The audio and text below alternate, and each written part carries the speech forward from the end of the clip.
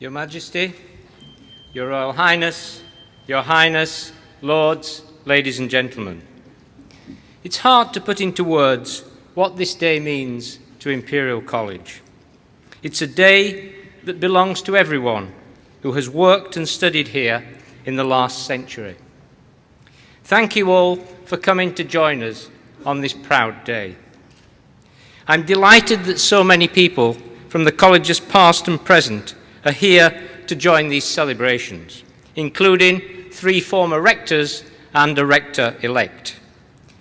We also remember those who have gone before us, who've played such a vital role in making Imperial College what it is today. A birthday, however big, is not only a celebration of the past, it's also vital that we look to the future. Today heralds the beginning of a new era for Imperial. We become independent of the University of London.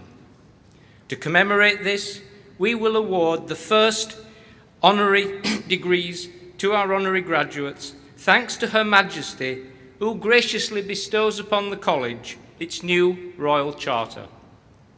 This document defines Imperial's role and its mission, and on behalf of the college, I offer her our deep gratitude. The last time Her Majesty visited Imperial was in 2004, when she opened this building, accompanied by the Duke of York. We are honoured, ma'am, by your company on our birthday, and that you, sir, have joined us because that relationship between the college and the royal family is something that we value very much. And it is fitting that you celebrate this birthday with us, because without your great-great-grandfather, Prince Albert, we wouldn't be here at all. It was Albert's bold vision that created this hub of culture, of science and arts in South Kensington. And as is so often the case with visionaries, he faced a chorus of scepticism, not least from the House of Commons, which feared that his great exhibition would encourage foreign rogues to invade the country. But Albert persevered and brought his plan to reality. The exhibition was an enormous success, and its profits were used to purchase the land on which Imperial and its neighbours were built and flourish to this day. Albert's imagination, his pioneering spirit, his determination to pursue progress against the odds were characteristics that set the tone for Imperial from the outset and still play a huge part in its continuing success. Because of this long tradition between Imperial and the royal family, it is a privilege that we're able to count the Duke of Edinburgh amongst our honorary graduates today. I know that he shares his ancestors' belief in the great practical good that science and technology can bring, and he has been a great champion of engineering in particular. In fact, all of today's honorary graduates are prominent supporters of science, technology, and medicine, and all lead efforts to improve human welfare around the world. We are proud to have this opportunity to recognise their endeavours. Today, we also recognise the students of Imperial. They are the lifeblood of the college. They come from many different cultures all over the world to learn and discover, and they entrust us with their time, their talent, and their energy.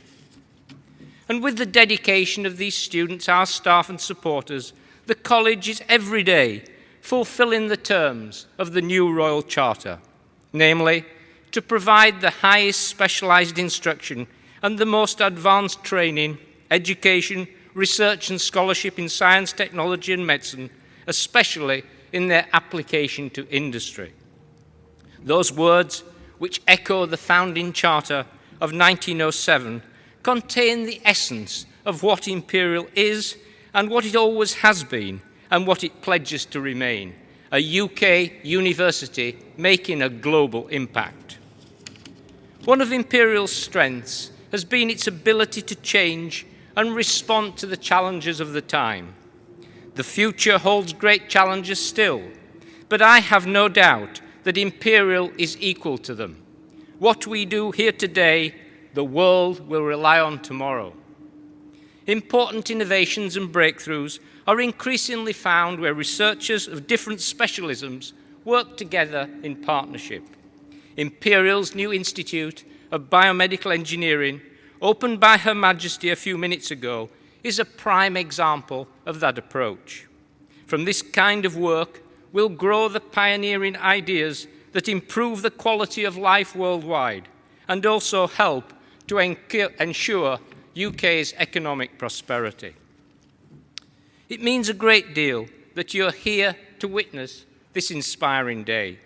And again, I thank Her Majesty, His Royal Highness, for their support of Imperial College and for representing a family to which we owe a tremendous debt of gratitude. May our second century bring us more opportunities to celebrate together. Thank you.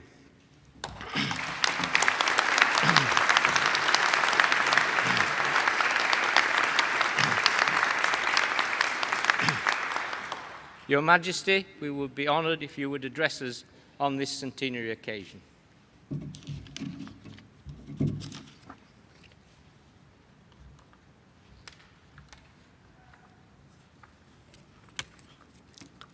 Rector, ladies and gentlemen, it is a pleasure to be here today to bestow upon the College its new charter, 100 years after it received the original.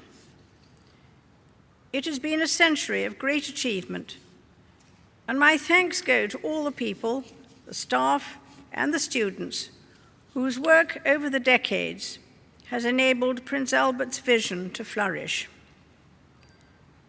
You now face the future as an independent institution, and as we are seeing today, have the privilege of awarding your own degrees.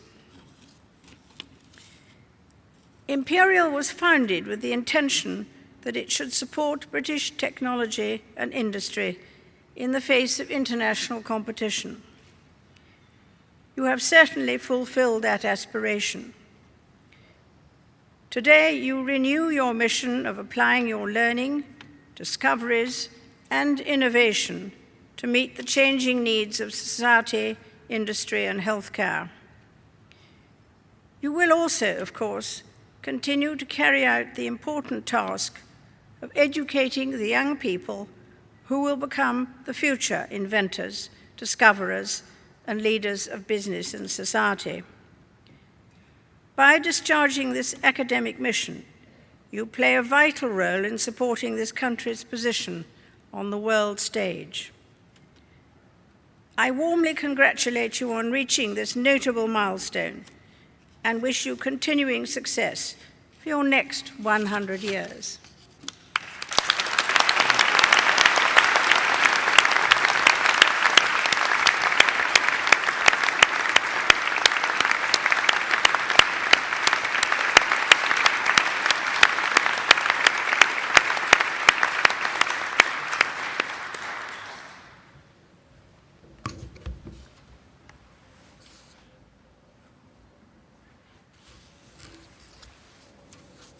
And now we come to the conferment of Imperial's first 5 degrees. Professor Winston Wong had a remarkable career in business and was the founder of both the Grace THW Group and the Grace Semiconductor Manufacturing Corporation.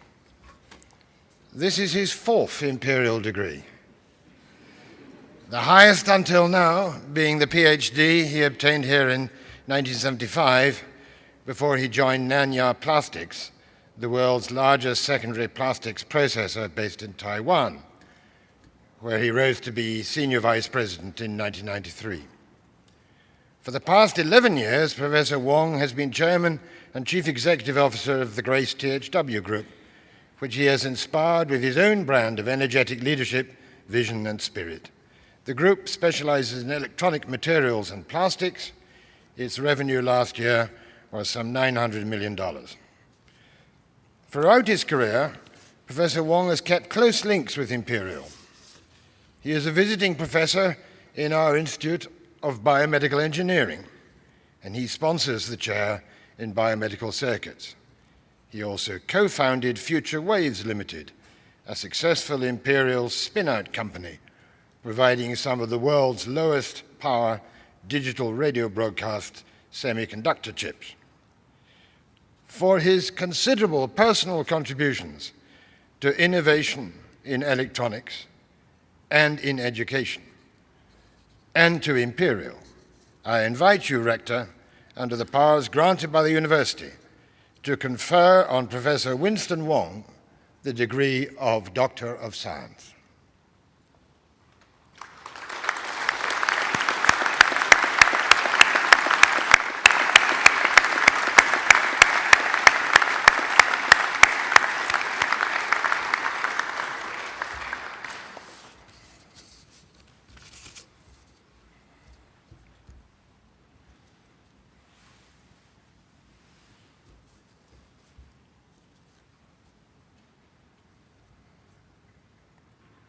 The reward of philanthropy is the improvement of the human condition.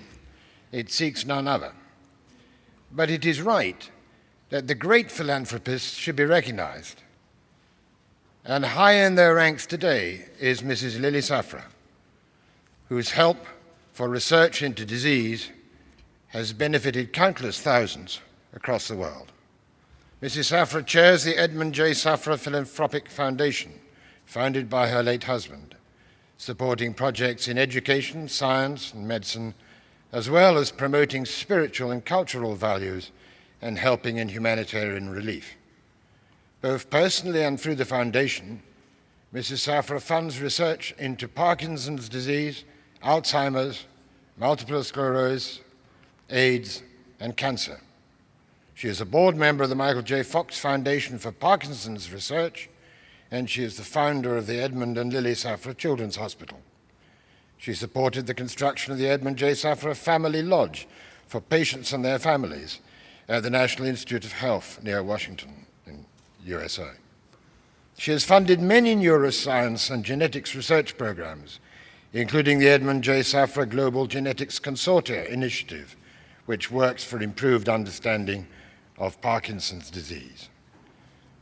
In recognition of her unstinting personal effort to help those who need help, I invite you, Rector, under the powers granted by the University, to confer on Mrs. Lily Safra the degree of Doctor of Science.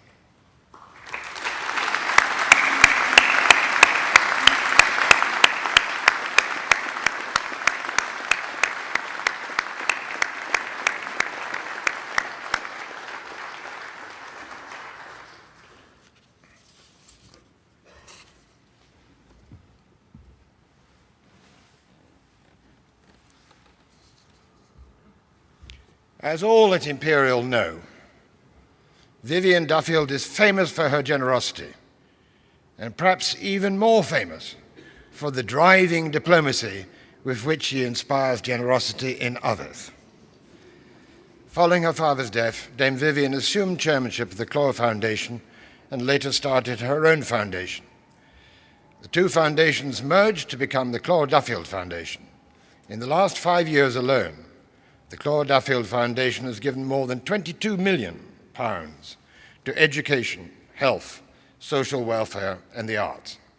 In 2003, the foundation launched the Clore Leadership Program, designed to develop a new generation of leaders for our great cultural institutions. As a fundraiser, Dame Vivian is unchallenged. She is simply the best in Britain. She has chaired successful appeals for the NSPCC, for Great Ormond Street, for the Royal Marsden, and her fundraising triumphs for Covent Garden and the Royal Festival Hall are well known. She is also a passionate advocate of science. She is Deputy Chairman of the Weizmann Institute of Science, and she is Chairman of the Weizmann Institute's trustees. And she is no figurehead. When Vivian goes out fundraising, captains of industry quail, bankers blench. When a cause attracts Vivian's support, she attracts, cajoles, and compels the support of others. In recognition for her wide-ranging charitable work, for her ceaseless campaigning on behalf of education and other good causes, I invite you, Rector, under the powers granted you by the University, to confer on Dame Vivian Duffield the degree of Doctor of Science.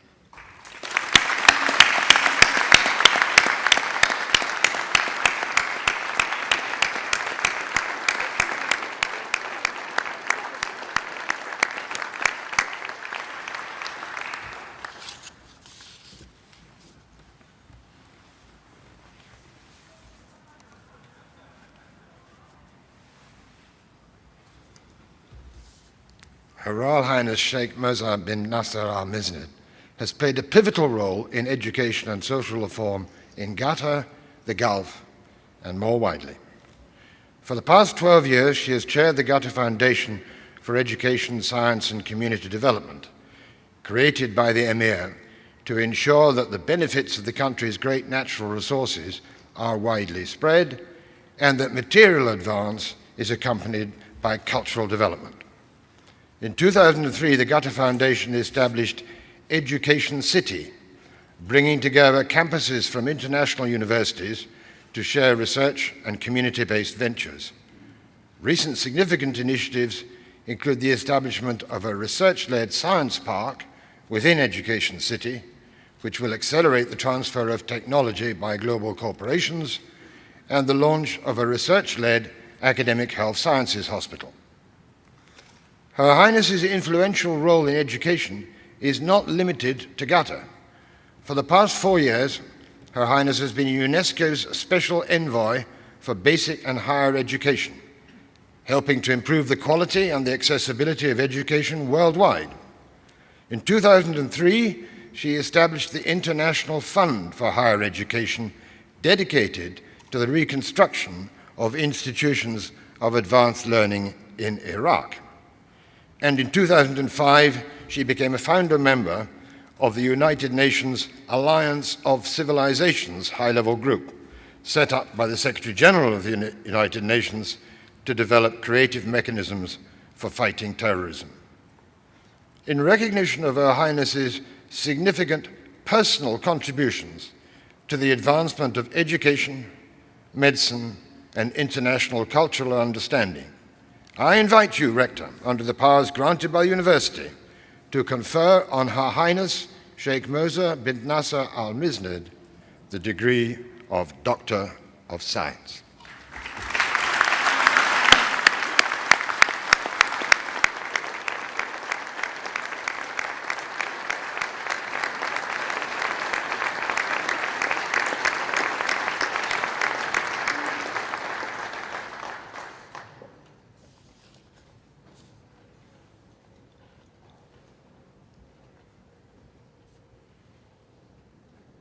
It's a bit of a cliche to say that someone needs no introduction. For once, I think it's about right. His Royal Highness Prince Philip, Duke of Edinburgh, is patron or president of some 800 organizations, many reflecting his deep personal interest in scientific and technological research, education, and the good stewardship and conservation of the natural environment. He is Chancellor of the Universities of Cambridge and Edinburgh, and a former president of the British Association for the Advancement of Science. He has played a crucial role in the World Wildlife Fund since its foundation in 1961. He has made a long-standing commitment to the City and Guilds, one of our key constituent colleges, and has been its president since 1951, presenting the annual Prince Philip Medal to those who make an outstanding individual achievement in science, technology, or industrial development. He currently is the Senior Fellow of the Royal Academy of Engineering, and in this role, last month, he presented the McRobert Award, the Academy's most prestigious award for innovations in engineering, and he presented it to the Imperial spin-out company, Process Systems Enterprise. But perhaps the charity most closely associated with Prince Philip is his own invention, the Duke of Edinburgh's award scheme. Since its launch in 1956, the award has helped more than 6 million young people, including many Imperial staff and students, to discover new skills, new talents, new interests.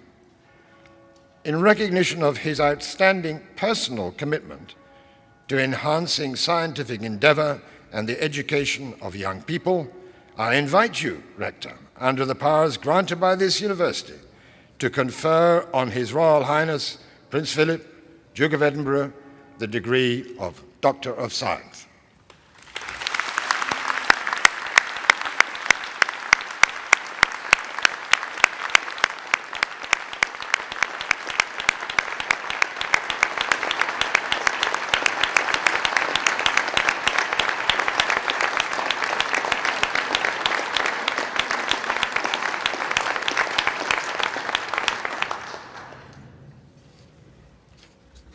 Your Majesty, Your Royal Highness, Your Highness, my lords, ladies and gentlemen, members and friends of this university, this newly independent university.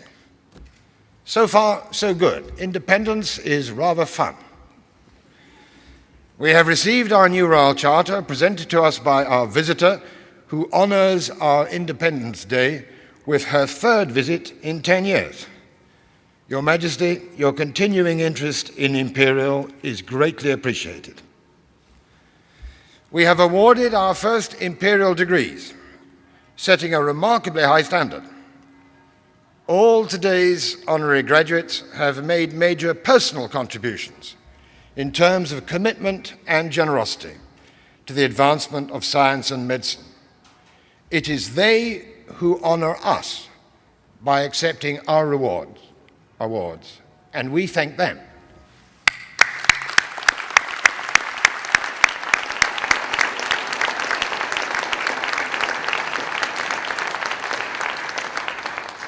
Our independence is young and our whole history only a century old. Yet it glitters with achievements in medicine, in technology, in engineering, in science. The Imperial community knows that if today we stand tall, it is because we stand on the shoulders of giants. The outward-looking, problem-solving spirit that is typical of Imperial, we owe to our founder, Prince Albert. He wanted no ivory tower, but a practical place where practical problems were solved and practical knowledge advanced through challenging and inspiring teaching, and challenges to received wisdom. I think Prince Albert would have been rather proud of today's Imperial. His vision holds good, and successive rectors have held to it. Like Richard, I pay tribute to the three former rectors here today, Brian Flowers, Eric Ashe, and Ron Oxborough.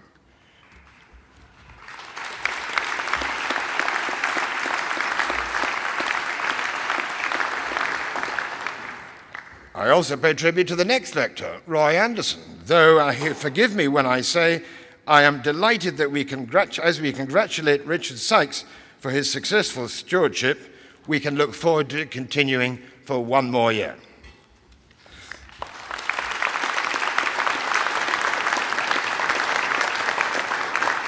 The vision of a problem-solving university continues to attract outside support.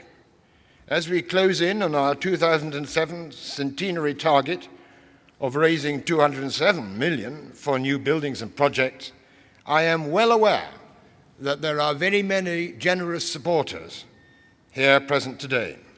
We, Imperial, are deeply grateful to all of you. A centenary, a royal visit, and Independence Day. 3 good grounds for celebration. And let me add that independence was won without battle, but in amicable discussion with our London University friends with whom we shall maintain close links. They will, I'm sure, forgive us for the exuberance of today's festivities, but let me assure our royal visitor and all our visitors that tomorrow the banners will be down and an Imperial will again be the practical, questioning, challenging, down-to-earth place that Prince Albert wanted. We thank you all for joining us in our moment of history.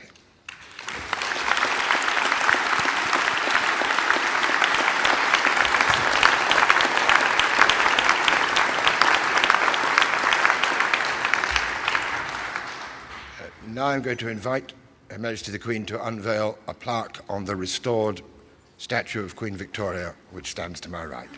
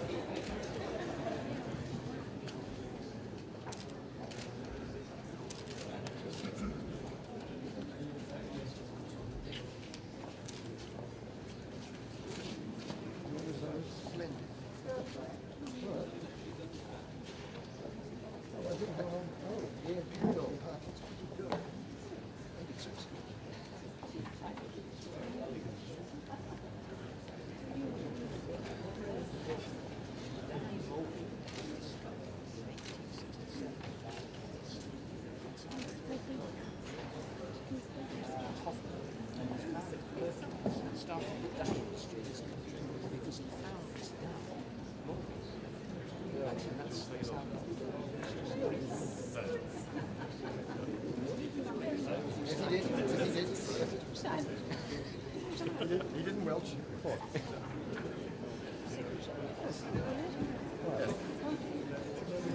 I think it's very